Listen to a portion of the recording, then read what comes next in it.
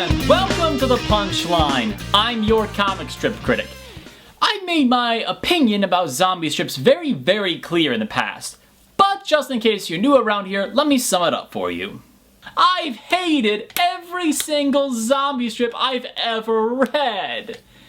So naturally you can imagine my reaction when my assistant here chose this week's comic strip for me. Oh hey, by the way, did you pick this week's comic yet? Gasoline Alley.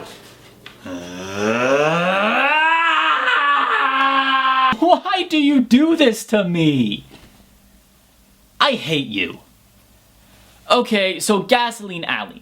Let's give it a quick overview. Well, for starters, it's 95 years old. Oh, yeah, that makes all the difference in the world. Shut up, that's close enough. Gasoline Alley debuted in November of 1918. If you want to be specific, November 24th, 1918. That's barely 2 weeks after Armistice Day happened. Yeah. There's only one other comic I can think of older than this one that's still running today. And I don't think my sanity could handle reading a comic that's been running around since 1897.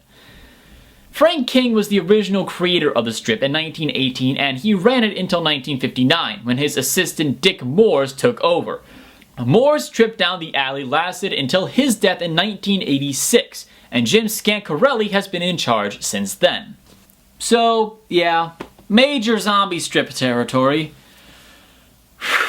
Okay, I can do this. I can handle this. This is Gasoline Alley, circa 2013. Cousin Clovia, be a good gal and get me more to eat and drink, okay? Oh no. You know where the fridge is, get it yourself.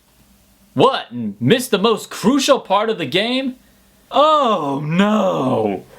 We're seriously starting off the new year this way? Where blatant misogyny is supposed to be funny, and the entire joke is that the deadbeat guy around the house expects women to bring him food and drink so that he doesn't miss his all-important football game? You do realize that this is the 21st century, right? I mean, you could have run with a different 1950s stereotype like, oh, I got it, a preachy lecture to the audience about what you consider to be right and wrong. On second thought, we can skip that. There are a few other gag-a-day strips, and in this context, I mean they make me gag once a day, before we get to the first storyline of 2013. Where are you heading, Aunt Lil? I'll give you a lift. Bar humbug. What the dickens? What the dickens? What the dickens? What the dickens? He's using what the dickens completely and totally seriously with an absolutely straight face. This is 2000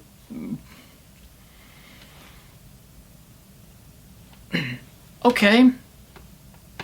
I can handle that.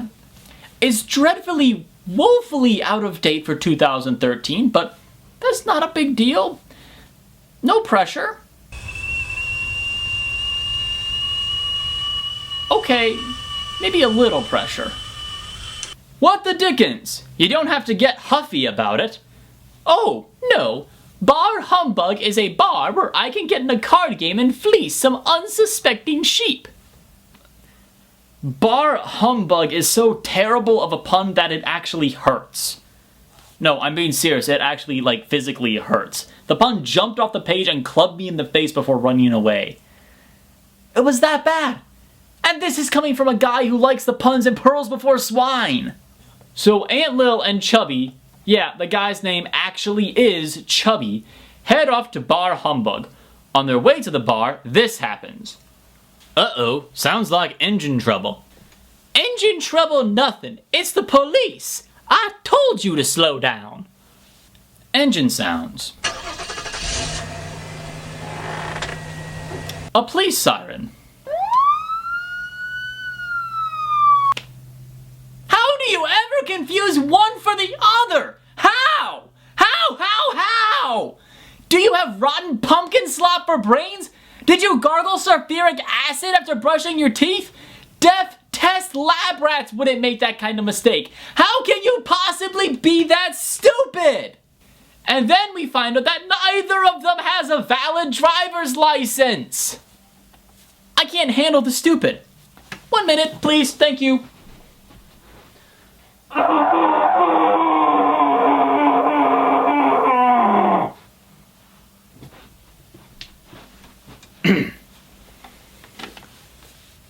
Okay. Continue. Okay, mister. I've been waiting for you all day. Well, I got here as fast as I could. I had to go 50 in a 35 to catch you. Aha! So you admit you were speeding. Oh, yeah, sure. This looks like a cop who's really got a good sense of humor. Hey, look, I've heard that little bit of advice from Gabriel Iglesias too. But here's the difference between you and him. You're not funny! Chubby keeps cracking jokes about how much of a lawbreaker he is to the police officer, because joking about being a dangerous law-breaking driver in front of someone sworn to uphold the law is about as good an idea as doing your best Rihanna impersonation in front of Chris Brown, and naturally gets an expensive ticket. My favorite part of this strip is seeing the absolutely shocked expression on Chubby's face as he's handed the ticket. I wonder what he's thinking to himself. Why are you giving me a ticket, officer? I said the funny stuff that makes the people laugh. Jeez, what an idiot. Oh, please, officer, take back that ticket. I'll tell you what.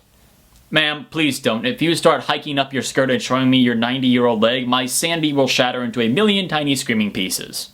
You pick a card, and if I tell you which one you've got, you'll let us go. Free. If I miss, you can double the fine. Deal? Double, huh? It's against my better judgment, but deal. Why?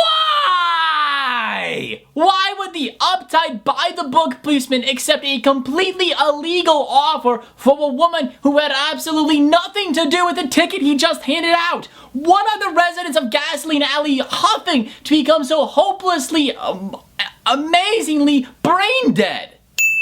That's about the only thing that makes sense at this point. So the police officer draws the 3 of hearts and naturally Aunt Lil correctly guesses what he had.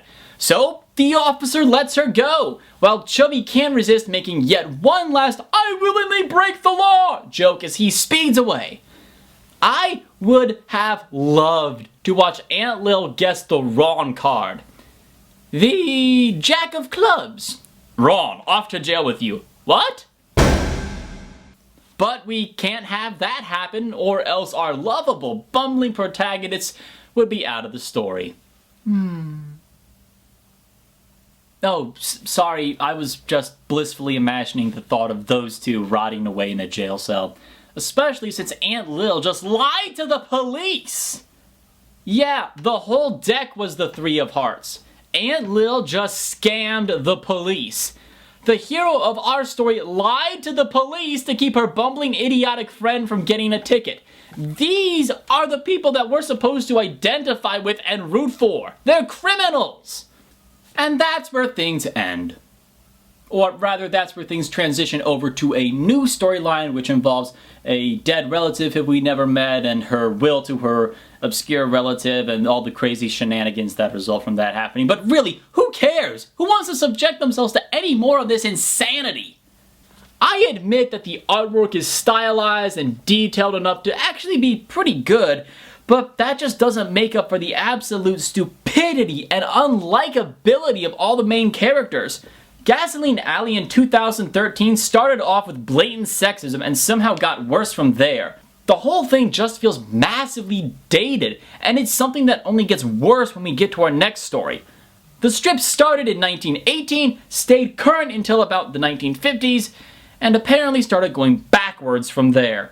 Gasoline Alley needs to be drenched in its namesake and sent up in flames.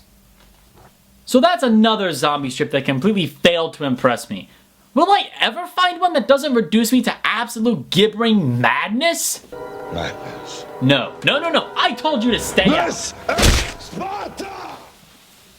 I'm your comic strip critic, and I read the funny pages in the hope that someday they will be.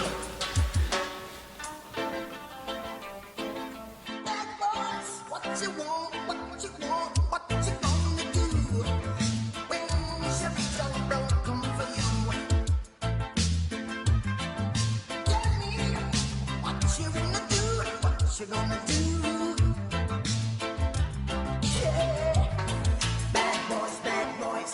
What you gonna do?